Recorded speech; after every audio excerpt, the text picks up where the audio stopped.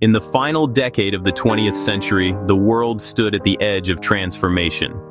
The Soviet Union, a superpower that once rivaled the United States in might, technology, and ideology, was beginning to crumble from within. Behind the Iron Curtain, decades of control and propaganda masked the deep cracks that had spread across the foundation of an empire built on fear and power. In cities from Moscow to Kiev, from Leningrad to Tbilisi, whispers of change grew into shouts of defiance. The streets filled with citizens demanding freedom. Workers marching under gray skies, their breath visible in the cold air as they raised their voices against the system that once promised equality but delivered oppression. Tanks rumbled through the avenues of the capital, their steel tracks grinding over frozen pavement, a symbol of authority that no longer commanded the same fear. Inside the Kremlin, tension thickened like smoke. Leaders gathered in dimly lit rooms, their faces worn by decades of secrecy and pressure. In the distance, the roar of jet engines echoed through the skies. Fighter planes streaked over barren landscapes, their contrails crossing above nuclear silos buried deep in the frozen earth. The Cold War had forged a military giant, but its economy was in ruins. Empty stores, silent factories, and unpaid soldiers told the true story. Across the republics, independence movements surged. In the Baltic states, flags once forbidden were raised again in defiance. The year 1991 would mark the breaking point. Reform had been promised, but the old guard refused to let go. Protesters surrounded them, waving flags, climbing atop the armored beasts as soldiers hesitated to act. The world watched live as the unthinkable unfolded. In military bases, the once untouchable arsenal of the Soviet state sat idle. Nuclear missiles, the ultimate symbol of power, stood as silent monuments to a fading empire.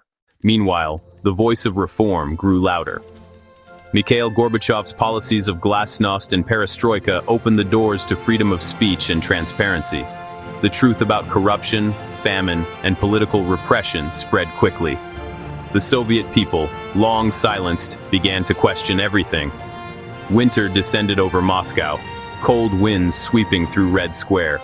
The hammer and sickle flag fluttered weakly against a pale sky.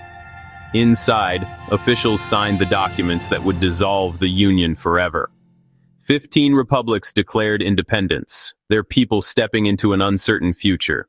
The world watched as, on December 25, 1991, the red flag of the Soviet Union was lowered for the final time. In its place, the Russian tricolor rose slowly into the night sky, a single moment that marked the end of 70 years of Soviet rule. For some, it was liberation. For others, loss. But for all, it was the end of an era. The silence that followed was heavy. The superpower that once stood invincible had vanished almost overnight. Its vast territories splintered into new nations. Across the frozen expanse of the former Soviet lands, monuments still stand. Weathered statues of Lenin, empty military bases, and rusting tanks left as relics.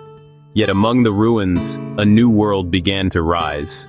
The fall of the USSR reshaped global politics, ended the Cold War, and redefined power itself.